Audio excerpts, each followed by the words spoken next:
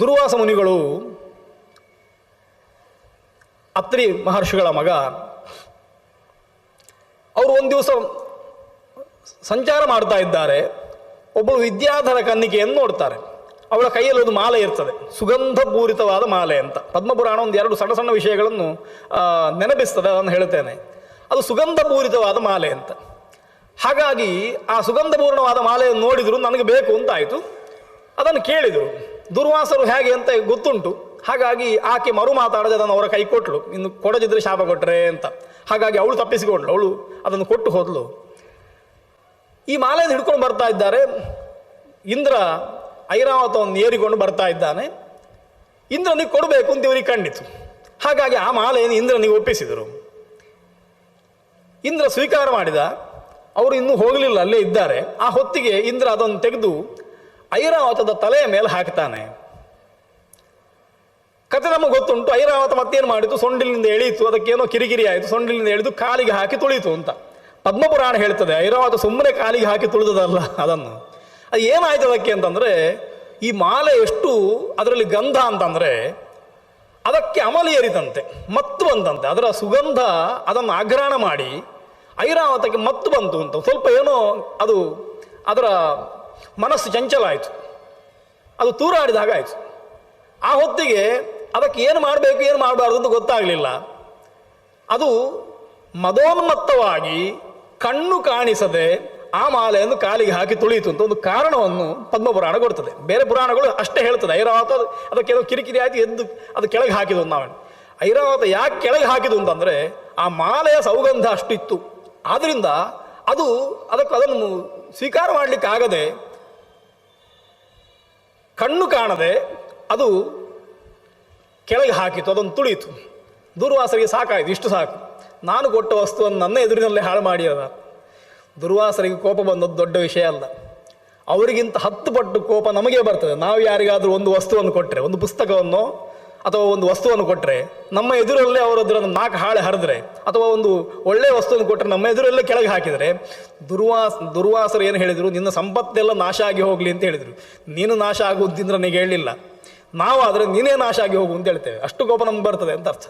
ಹಾಗೆಯೇ ದುರ್ವಾಸರಿಗೆ ಕೋಪ ಬಂತು. ಒಳ್ಳೆಯ ದೃಷ್ಟಿಯಿಂದ ಒಂದು ಮಾಲೆಯನ್ನು ನಿನಗೆ ಕೊಟ್ಟಿದ್ದೇನೆ, ಅದನ್ನು ಇಟ್ಕೊಳ್ಳಿಕ್ಕಾಗಲಿಲ್ಲ. ಹಾಗಾಗಿ ನಿನ್ನ ಸಂಪತ್ತೆಲ್ಲ ನಾಶ ಆಗಲಿ. ಸಂಪತ್ತು ಯಾಕೆ ನಾಶ ಆಗಲಿ ಅಂತ ಕೇಳಿದರೆ, ನೀವು ಒಳ್ಳೆ ಬುದ್ಧಿ ಬರಲಿ ಅಂತ. ದುರ್ವಾಸರು ಶಾಪ ಕೊಡದೇ ಇದ್ದರೆ ಕ್ಷೀರಸಾಗರದಲ್ಲಿ ಎಷ್ಟು ಸುವಸ್ತುಗಳಿತ್ತು ಅಂತ ನಮ್ಗೆ ಗೊತ್ತಾಗ್ತಿರ್ಲಿಲ್ಲ. ಮಹಾಲಕ್ಷ್ಮಿ ಬರ್ತಿರ್ಲಿಲ್ಲ. ಮಹಾಲಕ್ಷ್ಮಿ ಬಂದದ್ದು ಗೊತ್ತಾಗ್ತಿರ್ಲಿಲ್ಲ ನಮಗೆ. ಬರ್ತಿದ್ಲೋ ಇಲ್ಲೋ ಅದೇ ಪ್ರಶ್ನೆ. ಬಂದದ್ದು ನಮ್ಗೆ ಗೊತ್ತಾಗ್ತಿರ್ಲಿಲ್ಲ. ಹಾಗಾಗಿ ದುರ್ವಾಸರು ಶಾಪ ಕೊಟ್ಟರು. ನಿನಗೆ ಕಾರಣ ಏನು, ನೀನು ನನ್ನ ಮಾಲೆಯನ್ನು ಬಿಸಾಡಲಿಕ್ಕೆ? ಐಶ್ವರ್ಯ ಬೇಕಾದಷ್ಟುಂಟು, ಮದ ಬಂದಿದೆ. ಆನೆಗೂ ಮದ ಬಂದತ್ತು ಸೌಗಂಧ್ಯದಿಂದ, ನಿನಗೂ ಮದ ಬಂದಿದೆ ಐಶ್ವರ್ಯದಿಂದ. ಹಾಗಾಗಿ ನಿನ್ನ ಮದ ಒಂದು ಸತಿ ಇಳಿಬೇಕು. ಇಳಿದ್ರೆ ನೀನು ಸರಿಯಾಗ್ತೀನಿ. ಶಾಪ ಕೊಡುವ ಉದ್ದೇಶ ಏನು ಅಂತಂದ್ರೆ ನೀನು ಸರಿಯಾಗಬೇಕು ಅಂತ. ದೊಡ್ಡವರು ಯಾವತ್ತೂ ಕೂಡ ಯಾರೂ ಹಾಳಾಗಲಿ ಅಂತ ಶಾಪ ಕೊಡೋದಿಲ್ಲ ಅಂತ. ಹಾಗಾಗಿ ನೀನು ಸರಿಯಾಗಬೇಕು ಅಂತ ಉದ್ದೇಶ. ಹಾಗಾಗಿ ನಿನ್ನ ಮದ ಇಳೀಲಿ, ಐಶ್ವರ್ಯ ನಾಶ ಆಗಿ ಹೋಗಲಿ ಅಂತ ಶಾಪ ಕೊಡ್ತಾರೆ. ಶಾಪ ಕೊಟ್ಟ ಮೇಲೆ ದೇವತೆಗಳು ಮತ್ತೆ ಭ್ರಷ್ಟರಾದರು. ಅವರ ರಾಜ್ಯವನ್ನು ಅಸುರರು ಆಕ್ರಮಣ ಮಾಡ್ತಾರೆ.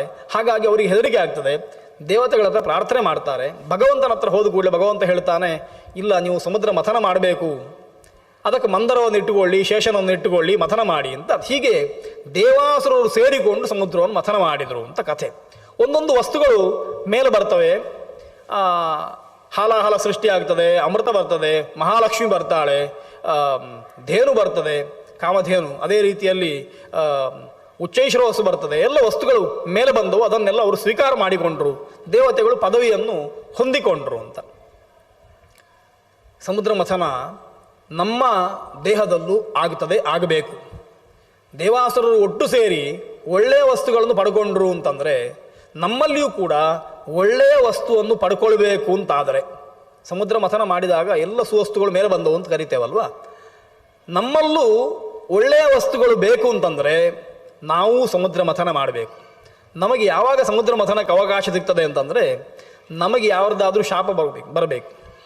ಶಾಪ ಯಾವಾಗ ಬರ್ತದೆ? ನಾವು ಐಶ್ವರ್ಯ ಮದದಿಂದ ಮತ್ತರಾದಾಗ ಶಾಪ ಬರ್ತದೆ. ಹಾಗಾಗಿ ನಮಗೂ ಕೂಡ ದುರ್ವಾಸರಂಥವ್ರು ಆಗಾಗ ಎದುರು ಸಿಗ್ತಾ ಇರಬೇಕು ಅಂತ ಭಾವಿಸ್ಬೇಕು. ಯಾಕೆ ಅಂತಂದರೆ ಅಂಥವ್ರು ಎದುರು ಸಿಗದೇ ಇದ್ದರೆ ನಾವು ಉದ್ಧಾರ ಆಗೋದಿಲ್ಲ. ಅದಕ್ಕೋಸ್ಕರ ನಮ್ಮಲ್ಲಿ ದೇವತೆಗಳು ಅಂತಂದರೆ ನಮ್ಮ ಒಳ್ಳೆಯ ಆಲೋಚನೆಗಳೇ, ಸಾತ್ವಿಕ ಚಿಂತನೆಗಳು.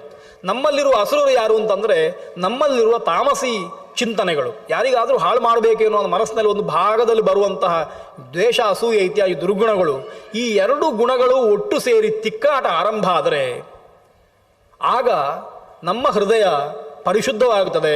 ಹಾಗಾಗಿ ನಮ್ಮ ಹೃದಯ ಸಮುದ್ರವನ್ನೇ ಕ್ಷೀರಸಾಗರ ಅಂತ ಎಣಿಸಿಕೊಂಡು ಮಥನ ಮಾಡಬೇಕು. ಅದರಲ್ಲಿ ಬರುವ ಸುವಸ್ತುಗಳನ್ನು ನಾವು ಸ್ವೀಕಾರ ಮಾಡಬೇಕು. ಹೀಗೆ ಸಮುದ್ರ ಮಥನದಿಂದ ನಾವು ಕಲಿಬೇಕಾದ್ದು ಉಂಟು. ಈ ರೀತಿಯ ಸಮುದ್ರ ಮಥನದ ಕಥೆಯನ್ನು ಪದ್ಮಪುರಾಣ ತಿಳಿಸ್ತದೆ. ಈ ಹೊತ್ತಿಗೆ ಮಹಾಲಕ್ಷ್ಮಿ ಮೇಲೆ ಬಂದಳು.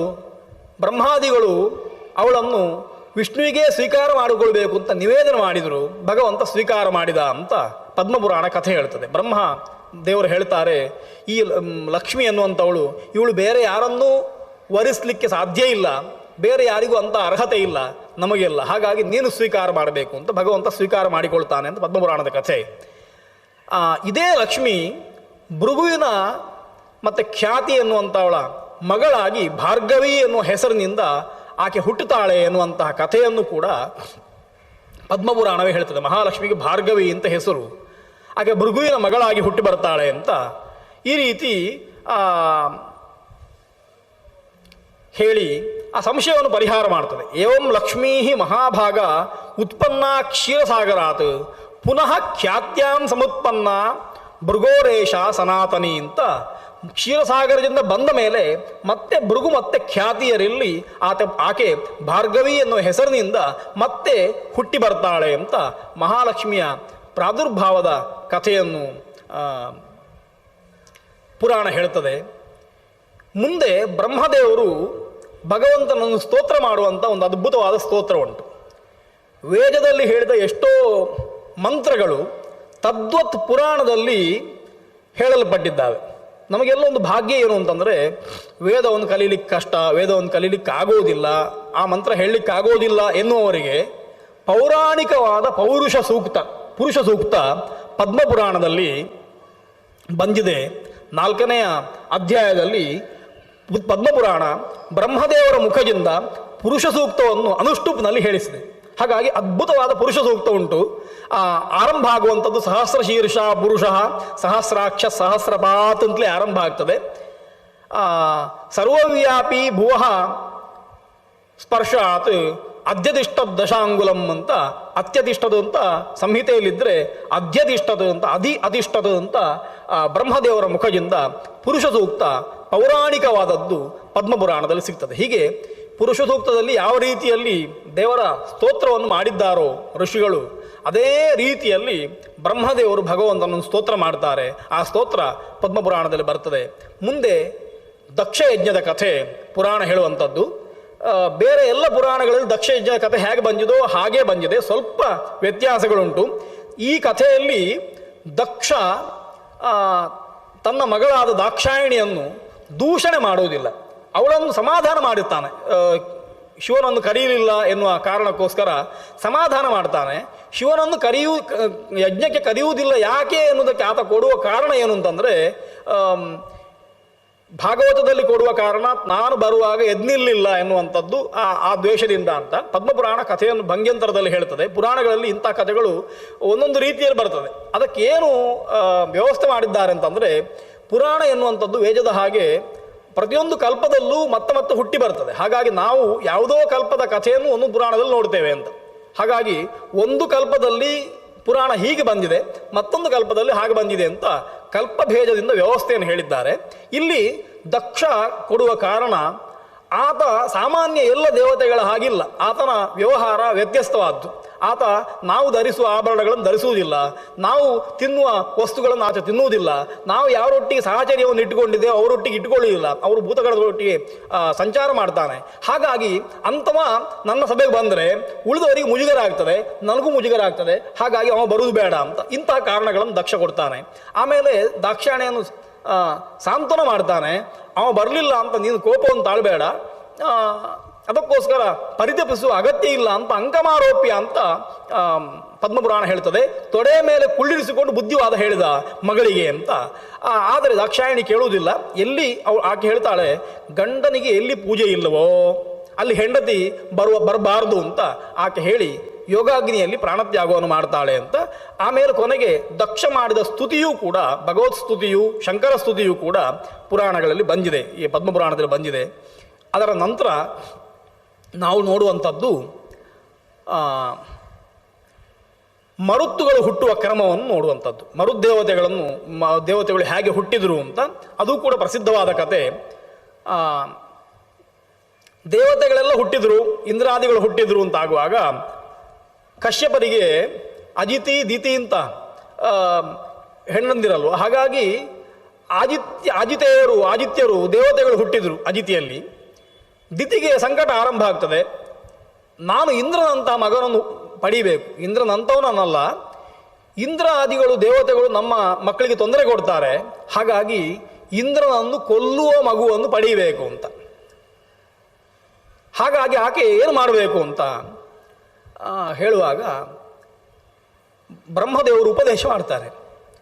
ಒಂದು ವ್ರತ ಉಂಟು, ಪುತ್ರನನ್ನು ಪಡೆಯುವಂಥ ವ್ರತ. ಅದು ಜ್ಯೇಷ್ಠ ಪೂರ್ಣಿಮಾ ಅಂತ ವ್ರತಕ್ಕೆ ಹೆಸರು. ಜ್ಯೇಷ್ಠ ಮಾಸದ ಹುಣ್ಣಿಮೆಯಲ್ಲಿ ಮತ್ತೆ ಎಲ್ಲ ತಿಂಗಳು ಹುಣ್ಣಿಮೆಯ ದಿವಸ ಆ ವ್ರತವನ್ನು ಮಾಡಬೇಕು. ಬ್ರಹ್ಮನೇ ಅದಕ್ಕೆ ದೇವತೆ. ಬ್ರಹ್ಮ ಮತ್ತು ಸಾವಿತ್ರಿಯನ್ನು, ಸರಸ್ವತಿಯರನ್ನು ಆರಾಧಿಸಬೇಕು ಕಲಶದಲ್ಲಿ. ಆ ವ್ರತವನ್ನು ನಿರಾಹಾರವಾಗಿದ್ದುಕೊಂಡು ಉಪವಾಸಾದಿಗಳನ್ನು ಮಾಡಿ ಕಲಶದಲ್ಲಿ ದೇವರನ್ನು ಆವಾಹನೆ ಮಾಡಿ ಆರಾಧಿಸಬೇಕು. ವ್ರತ ಅಂತಂದರೆ ಕೇವಲ ಆರಾಧನೆ ಮಾತ್ರ ಅಲ್ಲ, ಉಪವಾಸವೂ ಹೌದು, ಮತ್ತು ಇಂದ್ರಿಯಗಳ ಸಂಯಮನವು ವ್ರತ. ನಾವೆಲ್ಲ ಎಣಿಸ್ಕೊಂಡಿದ್ದೇವೆ ವ್ರತಗಳನ್ನು ಮಾಡುವಾಗ, ಇವತ್ತೊಂದು ವ್ರತ ಉಂಟು, ಸಂಜೆ ಕಾಲಕ್ಕೆ ಆಗ್ತದೆ ಅಂತ. ಹಾಗಾಗಿ ಬೆಳಗ್ಗಿಂದ ಸಂಜೆವರೆಗೆ ಎಲ್ಲ ಬಾಕಿ ವ್ಯವಹಾರಗಳನ್ನು ಮಾಡಿಕೊಂಡು ಆ ಪೂಜೆಯ ಹೊತ್ತಿಗೆ ನಾವು ಇದ್ದರೆ ಸಾಕಾಗ್ತದೆ.